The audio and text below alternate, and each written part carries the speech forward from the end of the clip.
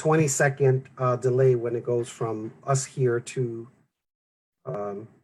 Facebook Live. And that's the 15th Congressional District.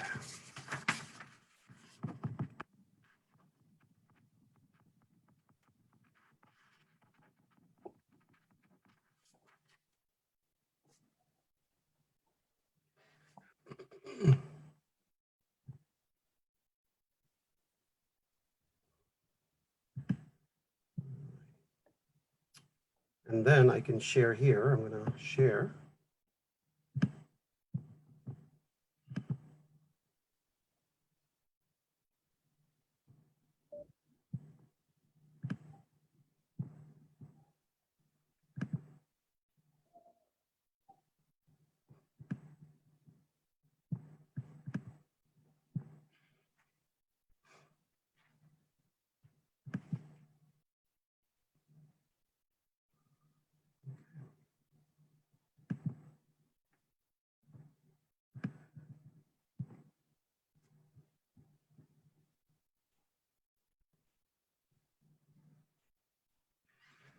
Okay, live on Facebook Live.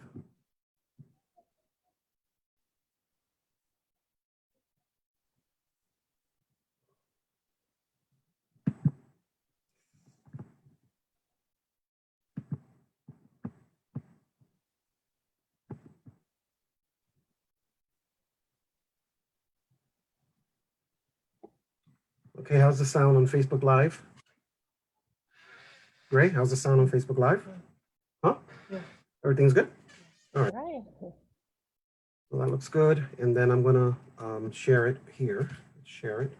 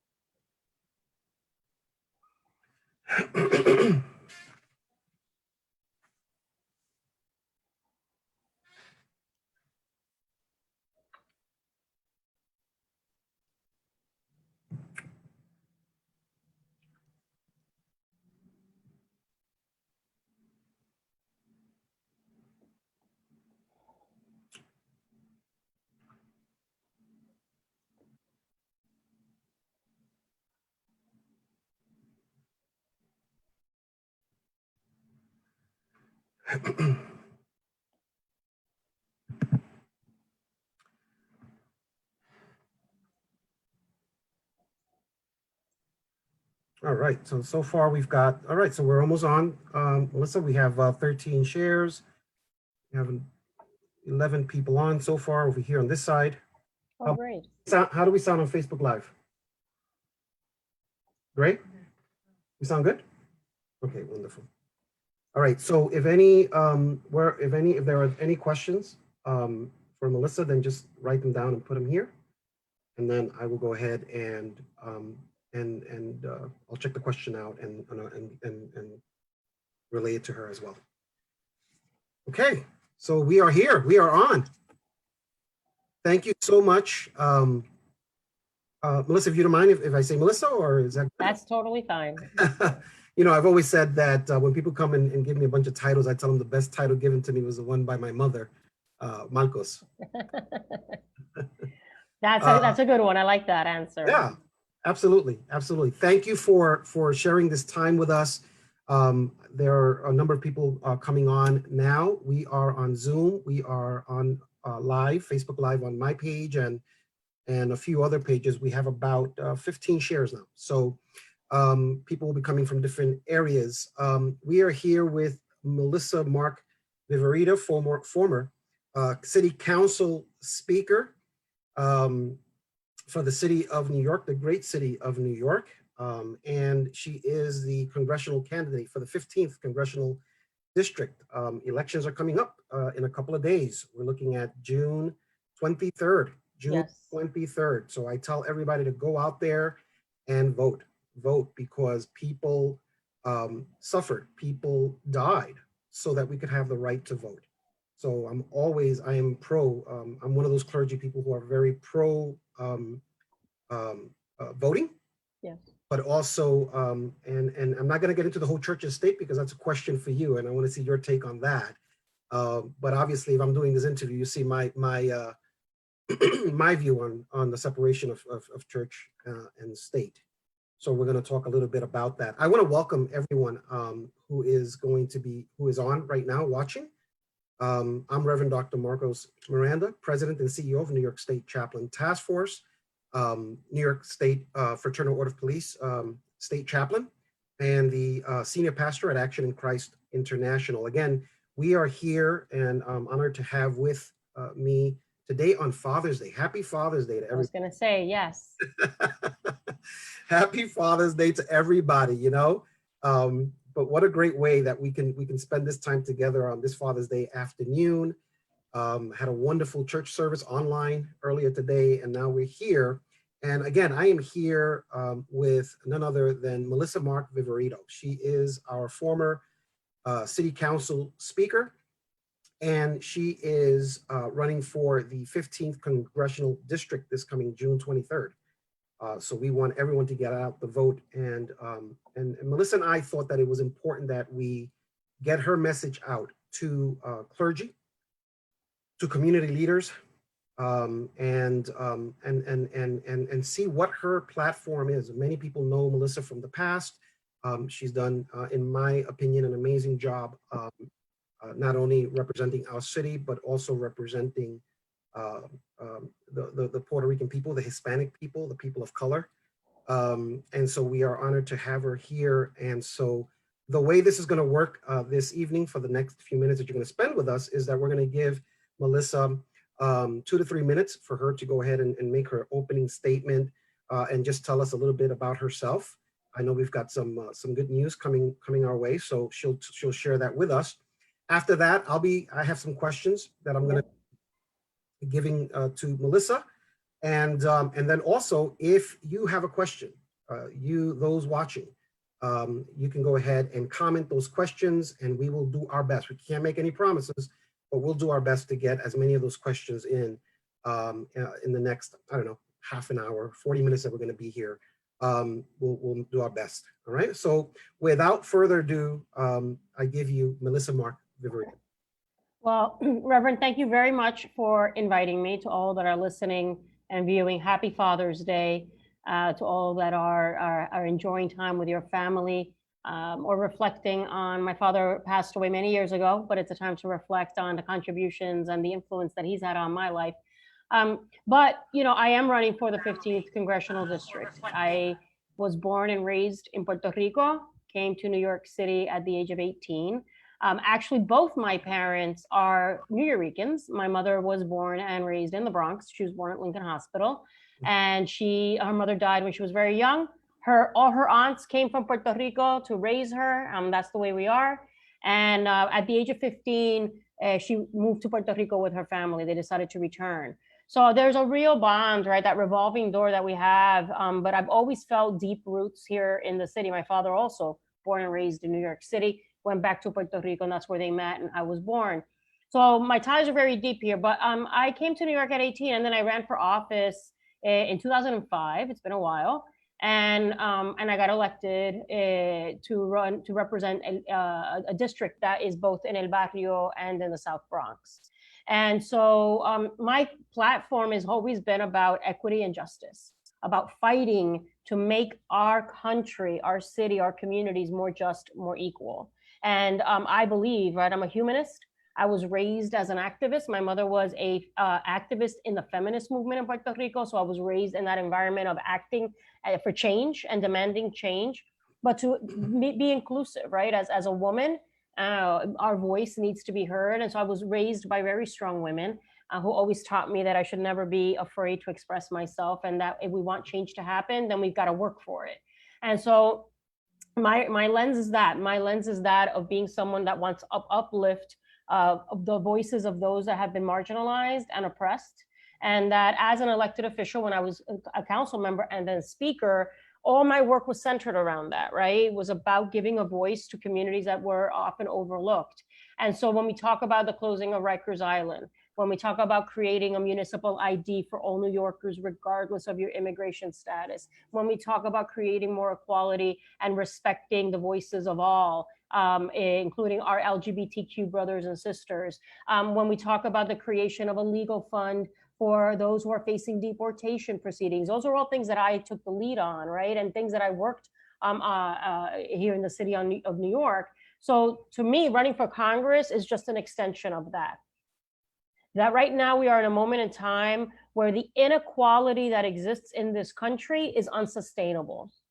The reason why we talk about the 15th Congressional District being one of the poorest congressional urban districts in the country is because it has been on the receiving end of these policies that have just created great inequality, right? So I believe that we need to be raising the minimum wage to no less than $15 an hour. We need to have a universal healthcare system, a Medicare for all system.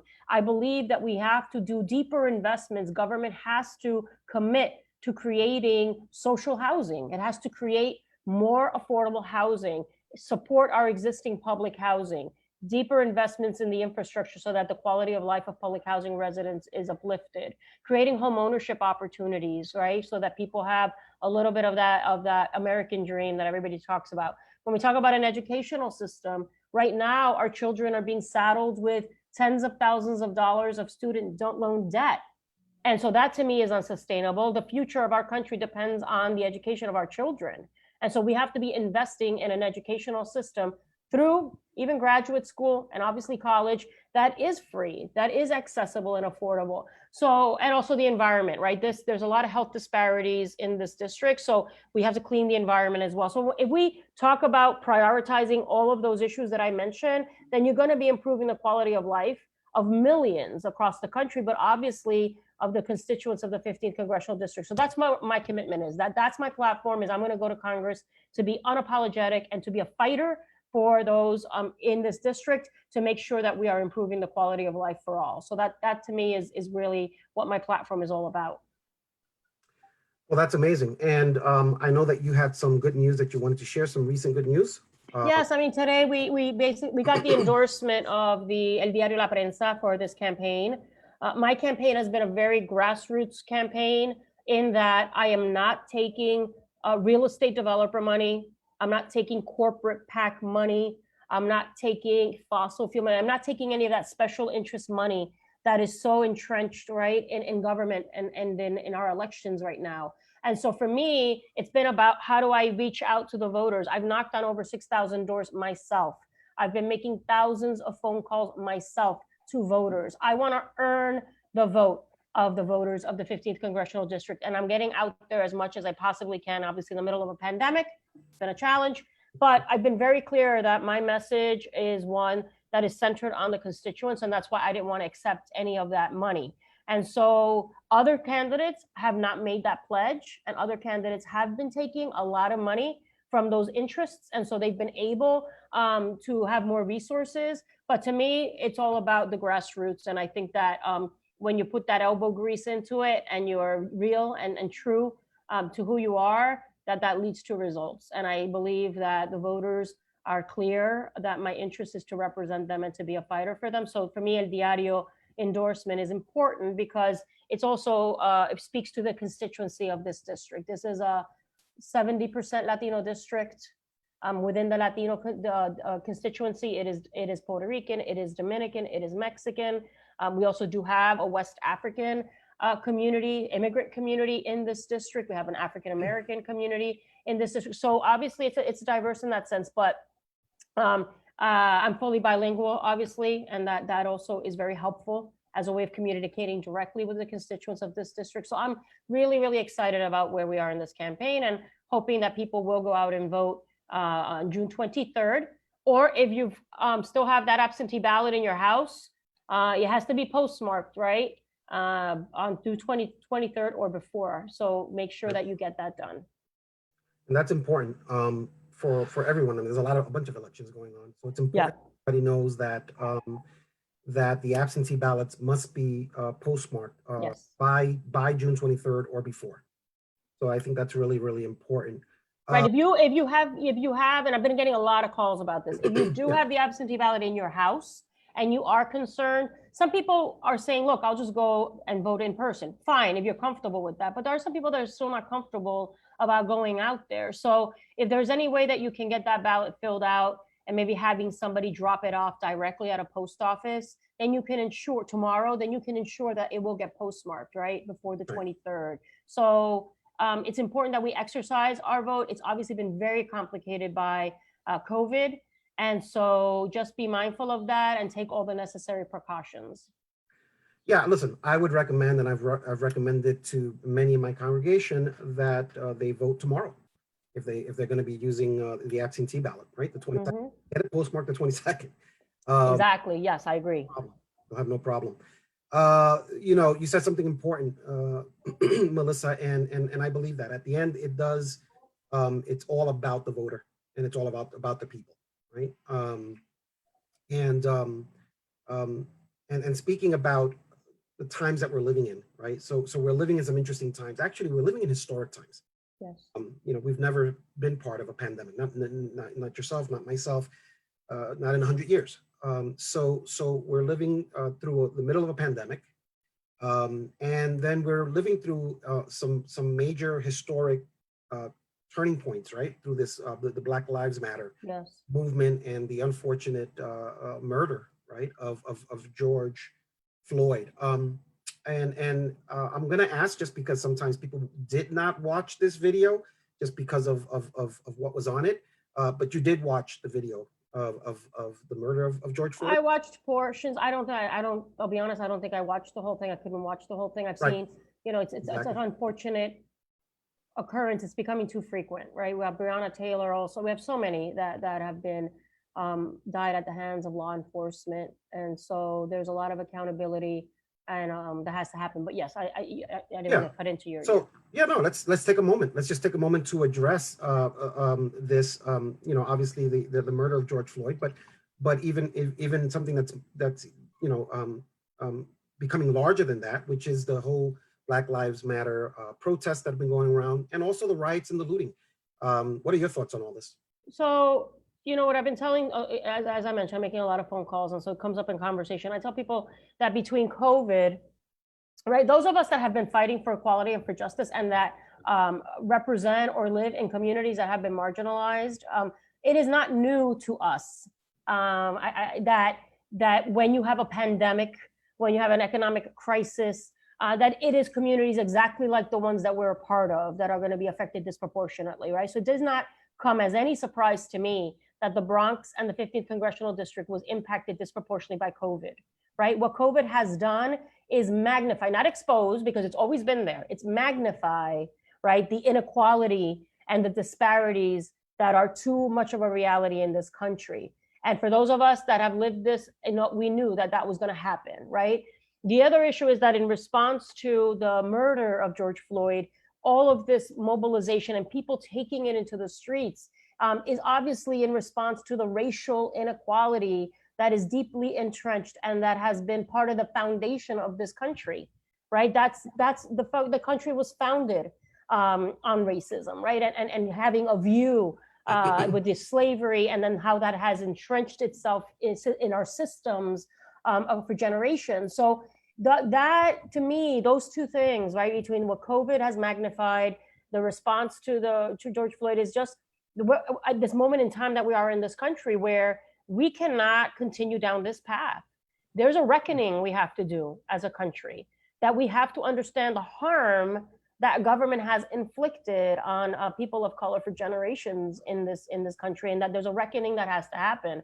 And so how do we how are we true, right? Not these like little window dressing things that we're doing. We need to do systemic changes. And that for me is why I feel a sense of urgency of really being in Congress at this moment, because we can't tinker around the edges. This is a moment where we have to go and say, look, we have to take this moment, seize it, and make the change that is desperately necessary to address the harm that's been inflicted and try to do some level of reparation, right? So to me, that's the way I see it. And I believe that that's a continuation of my life's work. And as a Puerto Riqueña, as someone who was born and raised in a colony of the United States, and colonization is oppression. We have to stand together and build coalitions across communities, and that this is what I'm seeing is beautiful, right? In terms of people going out in the street and demanding change, and that it is such a diverse coalition that's coming out of it. Right. So that to me is where we are. We have to seize the moment. So yes, it is imperative, if we are going to move an agenda of progress and change, we have to take back the White House. We have to take back the Senate. We have to maintain control of the House, and it has to be done through the Democratic Party, right? And meaning that that's the change we need to see, is to take over the White House and the Senate and the Congress, and that we cannot allow our Democratic Party to try to just address this with minor policy changes and tweaks. This is really a time to do an incredible systemic change. It's really desperately needed. One of the things that's coming out of the right now, the protests, is the defunding of police. What's your take on that, and how do you see defunding? Do you see defunding as dismantling, abolishing the police departments across our nation, or do you see it as giving them a specific role and then taking some of the money in the budget to be able to have other agencies provide other services? I mean, it's the way I understand it, right? And obviously there's going to be so many different interpretations, but it's really reimagining what is the role of our police within the structure of our city and of our communities, right? Right now there is, and I would agree with that we are asking police to intervene in aspects of our lives where maybe there's a better way, right? That we can, if we continue to invest in community infrastructure, which is social programs, right? Mental health programs. It is conflict de-escalation. It is peer violence programs, summer youth jobs, after school programs. We have to deeply invest and expand our community infrastructure so that you have a holistic approach also that's being supported, and have less intervention of police in our daily lives, right? When there is a call about an emotionally distressed person, right? Why should it be the police that answer those calls, right? So it's a demand that we reimagine, that and that investment has to be deeply into our community infrastructure as well. And so that's the way, and trying to lessen and pull back on other aspects of our lives where we're asking for police intervention, where maybe that's not the most efficient way to approach that issue. So it is about that re-envisioning. And I think that that's the conversation that is happening across the country. And I think it's a valid one. I think it's a valid one, and that I support, right? The ideas of putting more money into community and the demilitarization of police. I don't believe that, and the police department should be having these military grade weaponry in their armory, right? And in terms of their in what they have available to them in terms of the tools. So demilitarizing police, investing more heavily in community infrastructure, and re-envisioning what the police interaction should be. Now, obviously, there's going to be people that are in different places. There are people that are asking for the abolition of police departments, right? There are people that are asking for the disbanding of police departments. So there's a debate that's happening here, but there is movement. At least the Congressional Black Caucus has presented a whole host of legislation at a federal level that is already quickly being discussed, debated, and will pass. And so this is happening all across. We see city councils, the New York City Council is having a conversation right now about this, right. And city councils across the country as well. So, I believe in that re-envisioning, and that we have to reevaluate how extensively police should be in all levels of our lives here in the city, and that we should do more. I mean, the mayor has talked about completely defunding our summer youth employment program, which I think is very short-sighted. And so there's a real, genuine, honest conversation happening, and I'm glad it's happening. Right.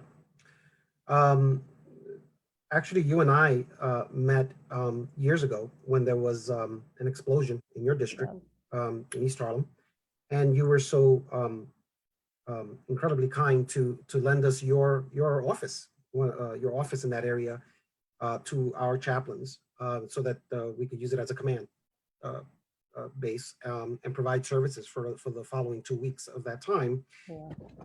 So on that note, how do you see in terms of, we're talking about perhaps this whole new picture in terms of policing, but also this new picture in terms of agencies providing services, much needed services.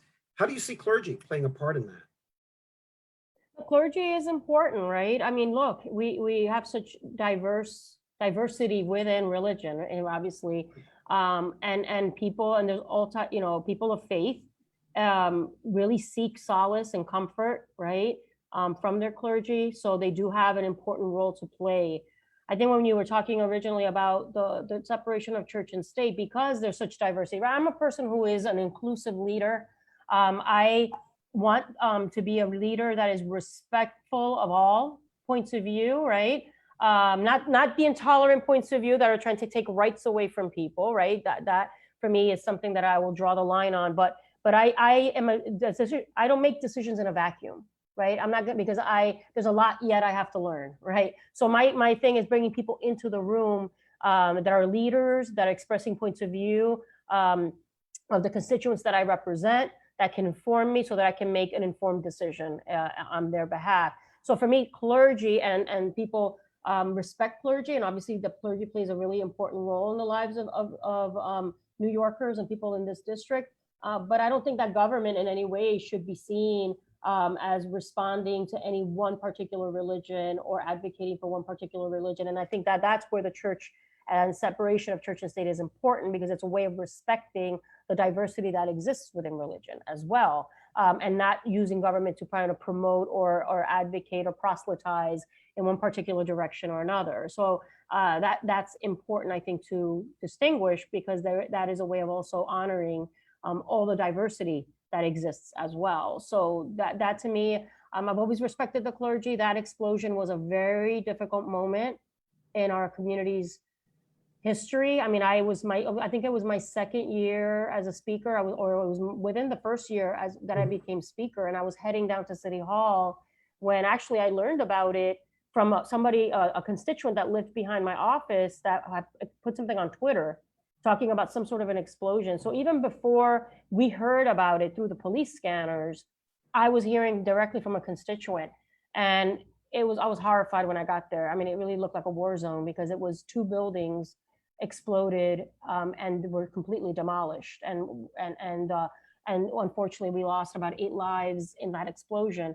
But that, when you mentioned it the other day, I'm like, that is how we came to know each other, and that our office became a place where everybody came to either seek comfort or get information, and we made it a welcoming space for everyone. And so thank you for the service that you all provided to the community at the time. Yeah, thank you. And so, when we're talking about what's needed, we can continue using that word tolerance, and I'm that person that wants to go beyond the word tolerance. I want to use the word understanding, even if we don't agree on everything. We want to get to that place where we can understand each other, even if we don't agree on everything. And I think that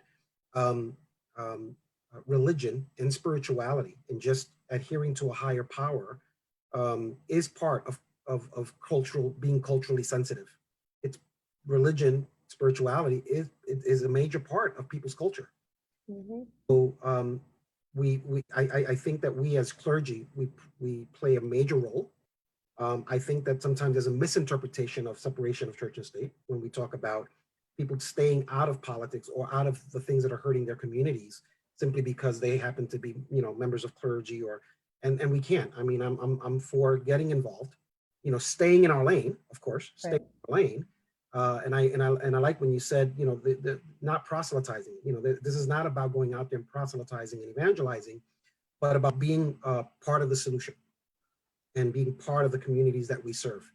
And if the church or the synagogue or the mosque is not there to support the community, then what is it there for, right? I mean, that's bottom line what we come to. Now, you mentioned something earlier about your support for LGBTQ equality, and recently the Supreme Court ruled 6-3, right, a 6-3 decision that an employer who fires an individual merely for being gay or transgender defies the law. What are your thoughts on that?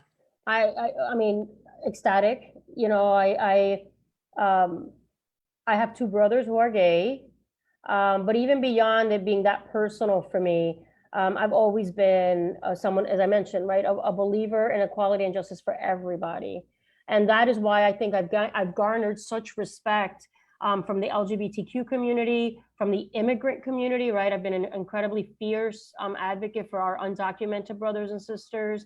You know, I've been real ally because I believe in it, right? And I'm going to fight with all my breath to support equality and justice for everybody.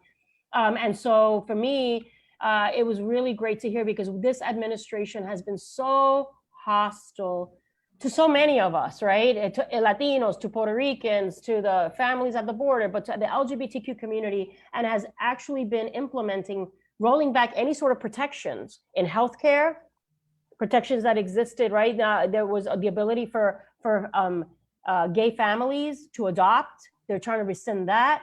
Obviously in the military, I mean, there's just a wholesale attack on all aspects of just the existence of LGBTQ folks, right, and their humanity.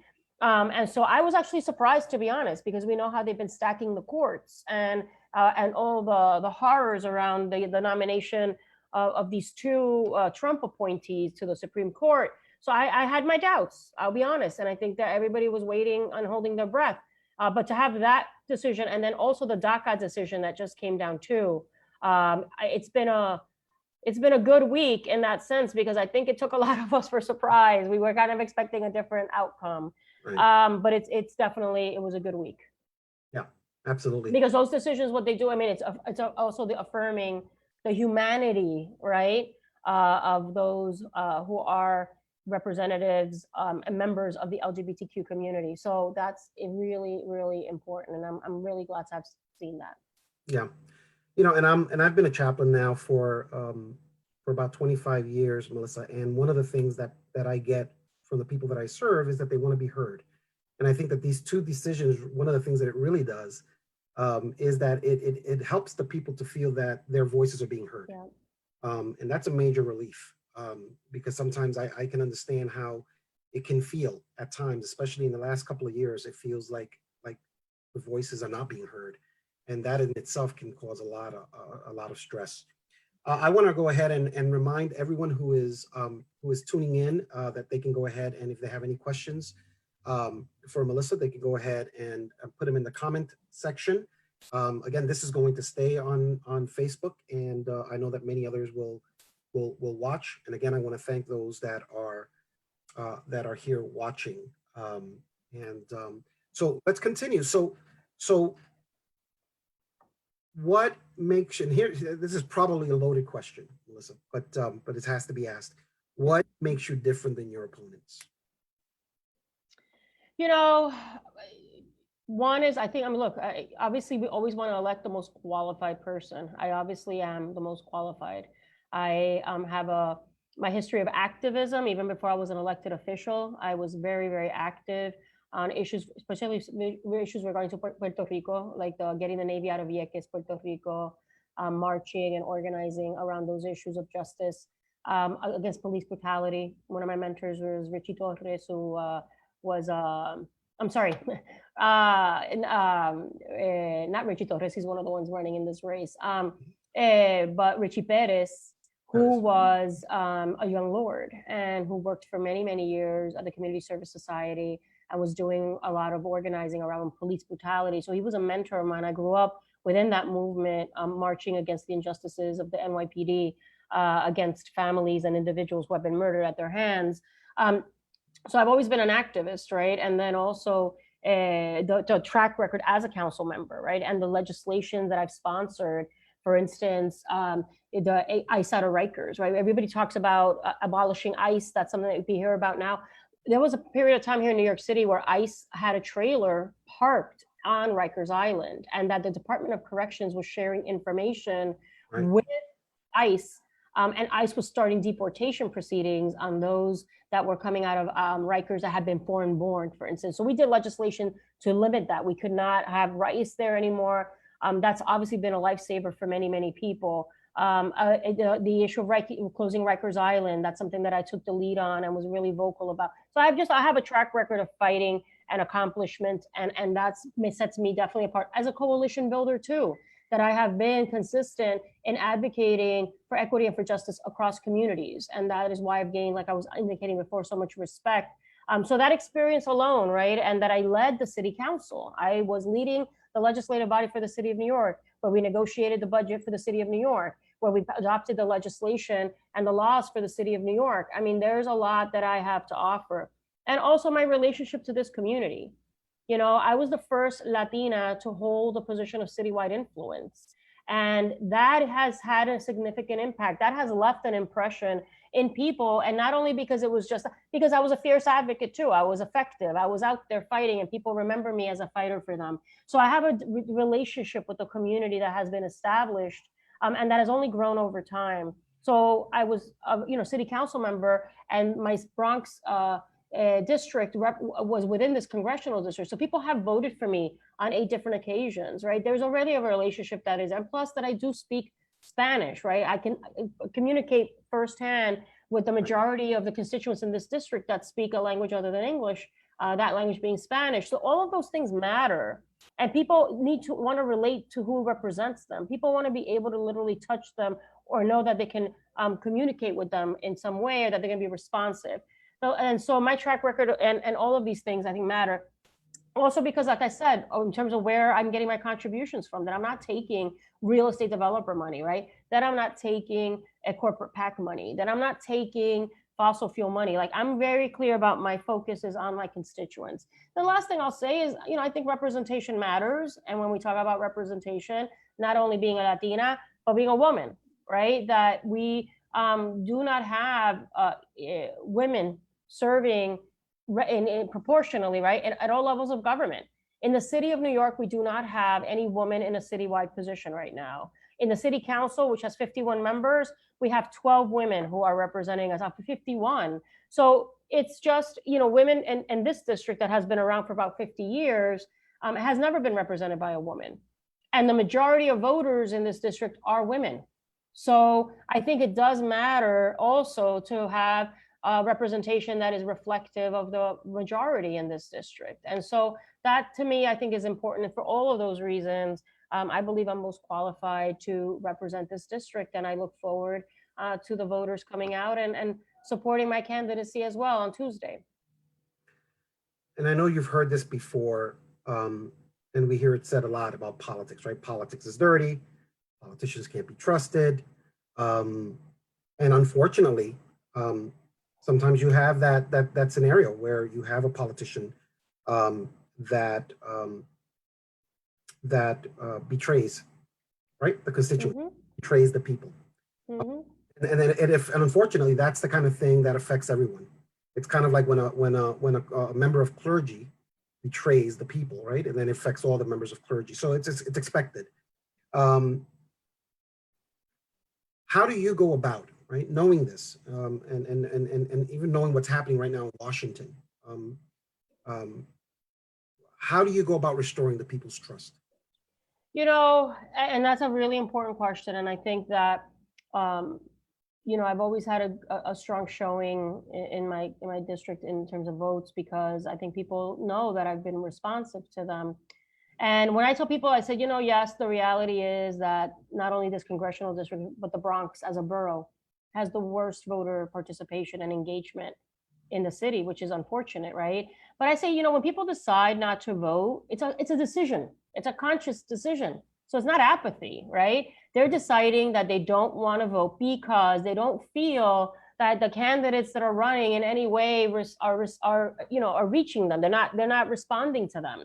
And so I think that that's an indictment on where we are, right? Where, yes, there is a reason why people have been cynical of government, and that's understandable, and we have to listen to that, not be reactive to it, but respond to it. Like, there's a problem here if people are not voting. And so I think a part of that has to do with the inequality that we've been talking about, that's systemic, that is rooted deeply in this country's foundation And that has to stop. And there has to be enough of us to say, we are not going to take this anymore. Government belongs to the people, and the majority of the people are working class and working poor in the cities, not the 1%ers, it's not the millionaires. So we need a government to respond to that.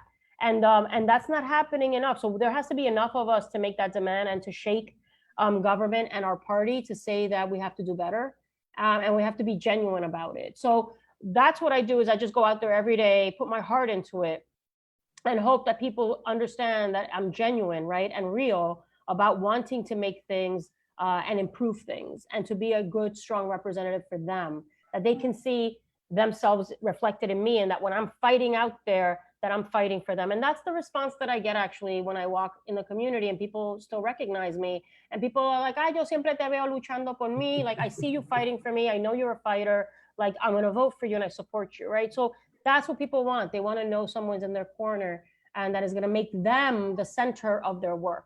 And that's what I will do, and that's what I've done as an elected official. And so I'm hoping that through those kinds of actions, you can restore, a little bit of the faith and get people engaged and willing to get involved.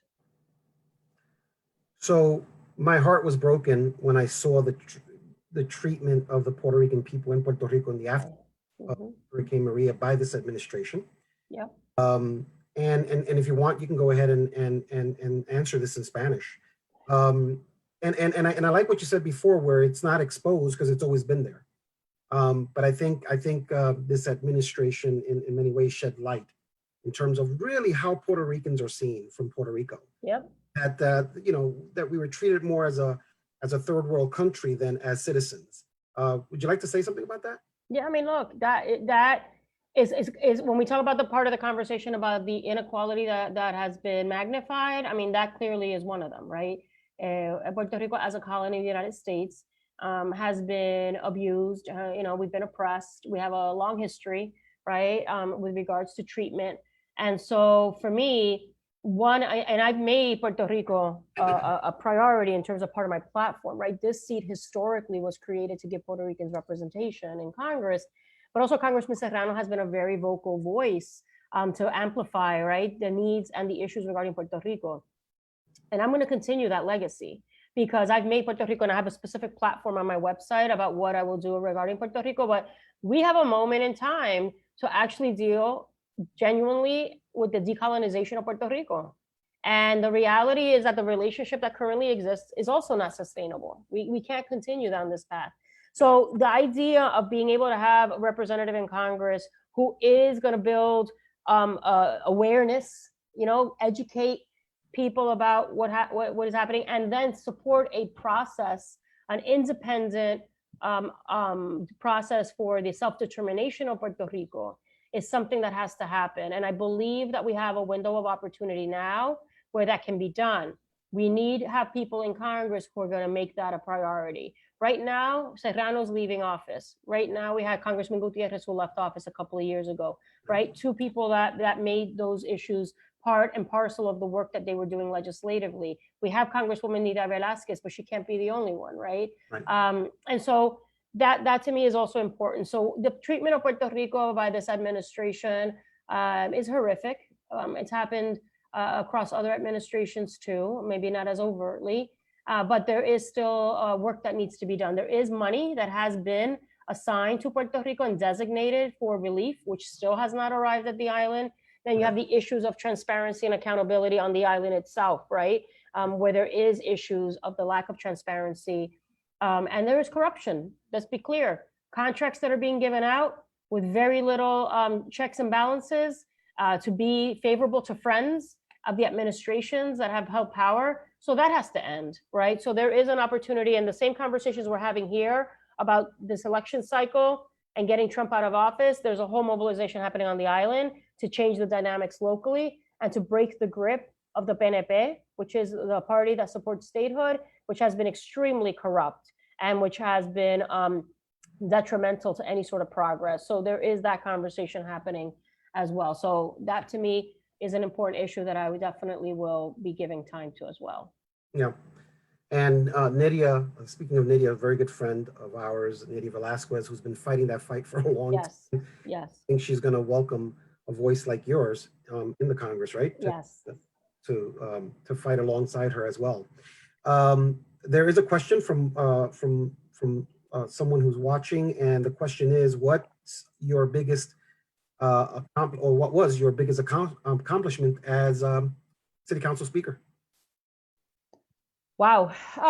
It's hard to say one, because I think, I don't want to leave any community behind, but I think the criminal justice reform work I did was big, right? The issue of closing Rikers is a big issue that we really got, I took the lead on, but also the immigration work that I did. I'm very proud of what we did. The legal funds that I talked about, right, for people facing deportation proceedings, prior to us funding that and putting money for that legal representation, people were going to deportation proceedings without any sort of legal representation.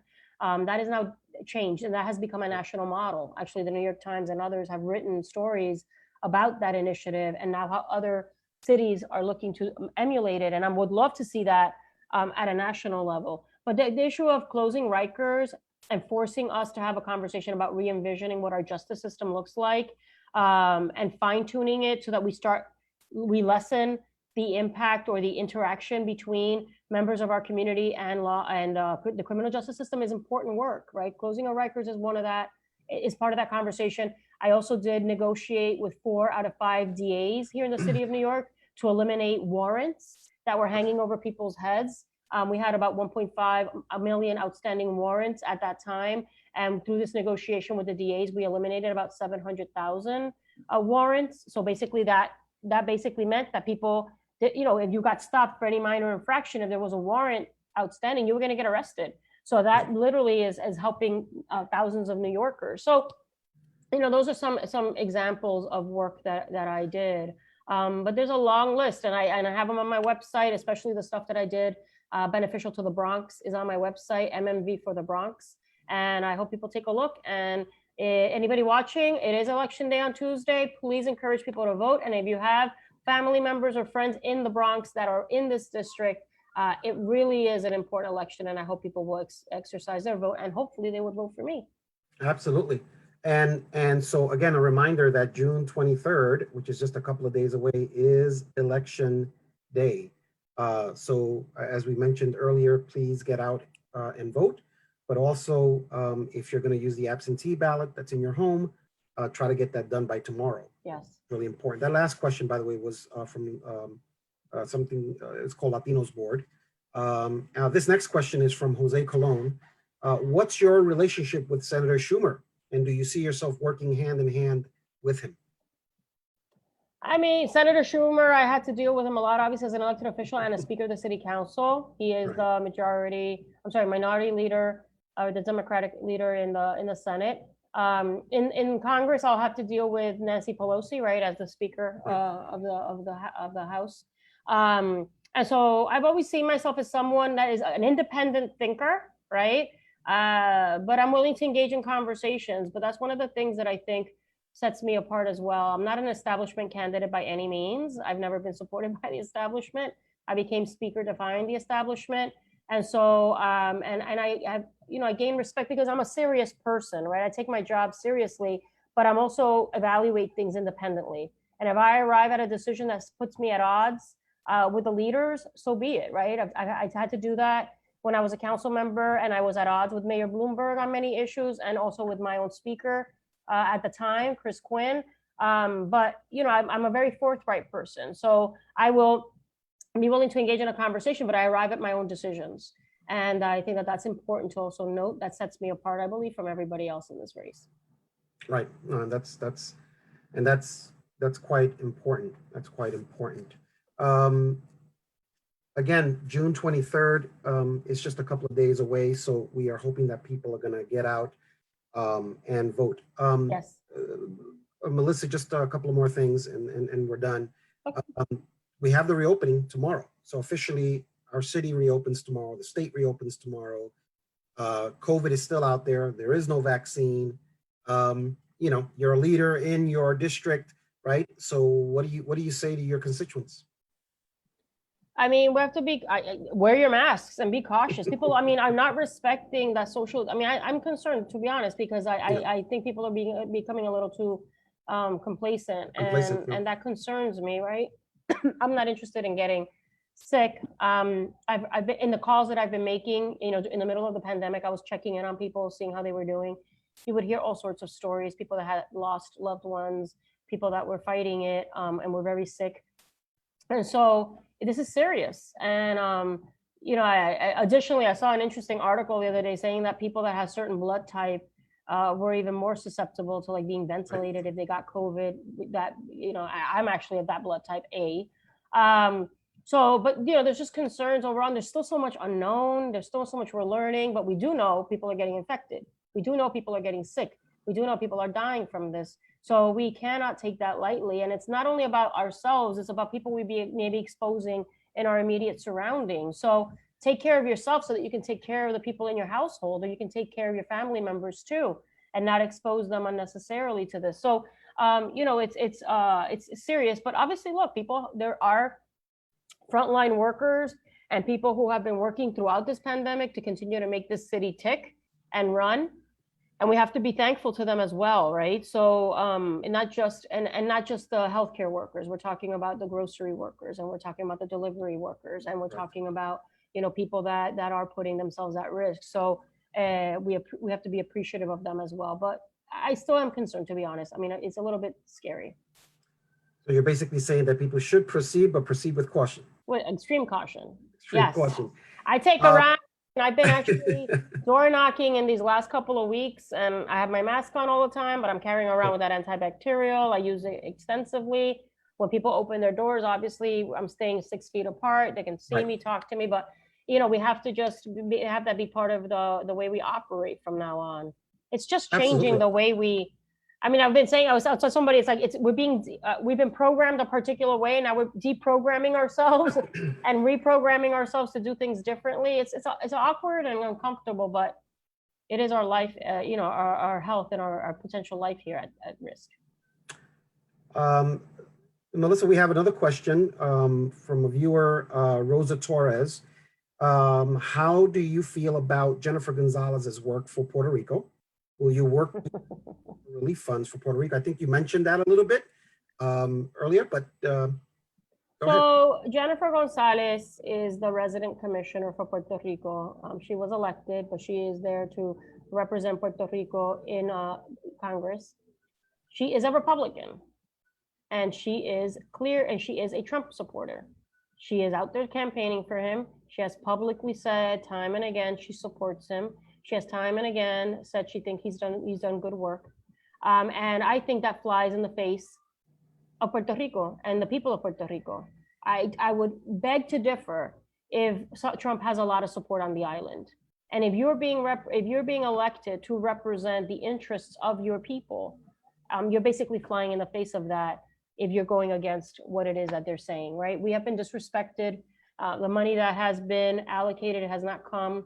All sorts of hurdles are being put. So I do not think she's doing good work. And I do not think that she is truly representing the interests of Puerto Rico when she is supporting someone that has disrespected us and literally caused the lives of so many of us due to federal government's negligence. And so that's how I feel about her. Right. So the Democratic Party is not the same Democratic Party that you and I grew up on, basically. And so we're looking at, you know, Democratic Socialist now candidates. We're looking at center-left candidates. We're even looking at fiscally conservative Democrats, right? So where do you see yourself on that paradigm? I've always been, I mean, I'm consistent. I am who I am. I've always been a progressive and a very left progressive. All you have to do is do a search and go look at how I've been vilified by the press because of my progressive credentials. But because I believe in justice and equality. And I believe that belongs to every one of us. And I believe our government needs to be in tune with that reality. We need to force government to be responsive to us. And if some people want to call those socialist ideals, I don't see it that way, right? I think that our priorities as a country need to be in what is the best interest of us as a country and in the majority in this country. I think it is in the best interest for us to have universal health care. I believe it's in our best interest as a country to educate our children and that our children not have tens of thousands of dollars in debt. I believe that we should be investing in creating affordable housing so that everybody has a roof over their head and shouldn't be paying more than 25–30% of their income towards rent. There's certain values that I believe we should be supporting as a country and that we should be embracing and that government should be responding to. And that is not what is happening. We keep seeing tax breaks for the ultra wealthy. We see how this government is trying to take away SNAP benefits. We see how they're really putting at play and at risk Social Security. We see how they're deregulating, right, and causing more harm to the environment. And that impacts us in a district that already has disproportionate health impacts. We see our healthcare system, right, when it is profit-based, how it has left so many without insurance. And it's just, it's about what our values are. So I believe that we have to force government to respond to us. And that's why I'm running for Congress. And so I've always been a progressive, and I've always believed that there are certain things that we shouldn't compromise on them. I think our health, our well-being, our housing, our environment are things that we shouldn't compromise on. Absolutely. And I agree with you on that. We have time for one more question. Our time is almost up, and then we'll give you, again, another 2 or 3 minutes, Melissa, for you to do your outro, as they call it, right? Okay. And you can do some of that in Spanish because obviously 70% Hispanics in your district. So this last question comes from Kevin Smith. What's your stance on juvenile, and you touched upon this, but maybe we can go a little deeper right now. And you have I would say, a great track record on this. Kevin Smith asks, what's your stance on juvenile justice? Look, that's important. I mean, look, one of the things that really mobilized a lot of us for the outrage around Rikers and the closing of Rikers was the story of Khalif Browder, who was 16 years old and had been accused, not convicted, but accused of stealing a backpack. I mean, nonviolent, it is what it is. He languished in Rikers for 3 years. Right. He was put in solitary confinement. And based on that experience, his family was poor and couldn't afford bail. So he couldn't get out and wait for his court date at home because they didn't have the resources. And by the time he got out of Rikers, he killed himself because the experience had totally broken him. So we have to seriously take a look at, that's why we're talking about the issue of our law enforcement and justice and what we're investing our money in, right? That we should have serious alternatives to incarceration.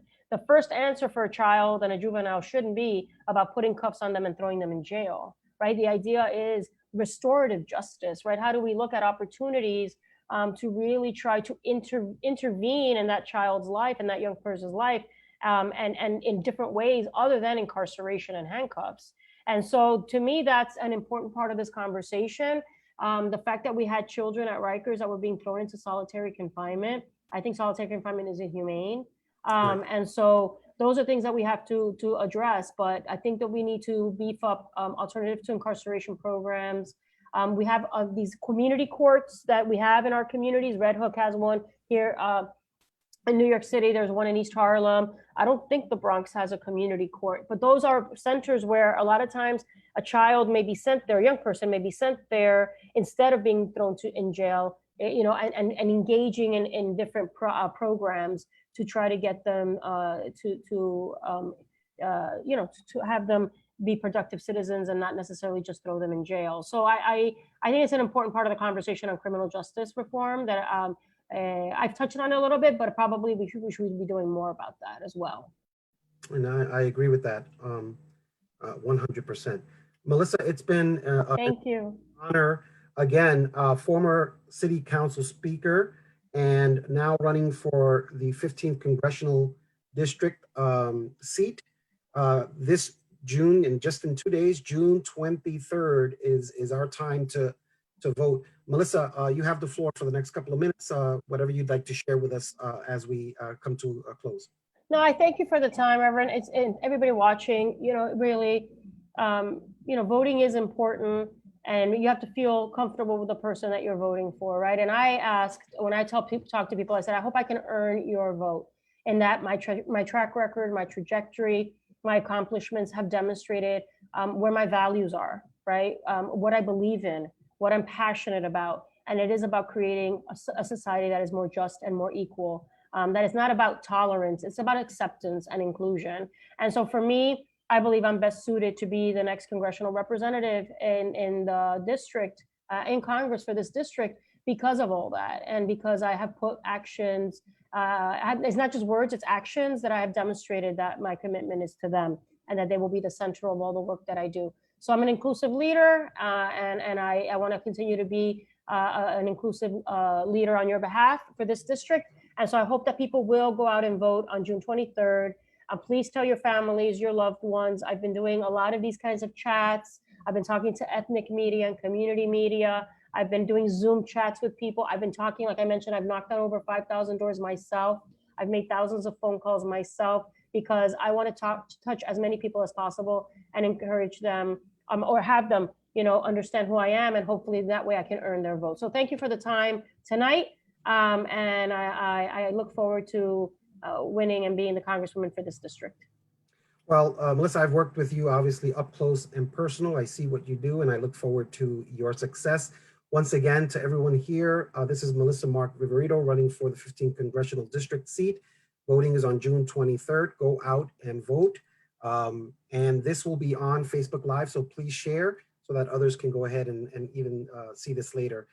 It was great. It's been informative. Thank you so much for sharing your time with us. Thank you. Oh, and the last thing, if people want to volunteer, we are making phone calls tomorrow and election day. Give us an hour of your time, please. It means a lot. MMV for the Bronx is my website. Thank you so much for listening and for the invitation, Reverend. MMV for the Bronx, and that's .com, right? Yes. MMVforthebronx.com. Those who want to volunteer, please go to mmvforthebronx.com. Thank you once again. Gracias. And we'll see each other soon. Yes. Bye-bye.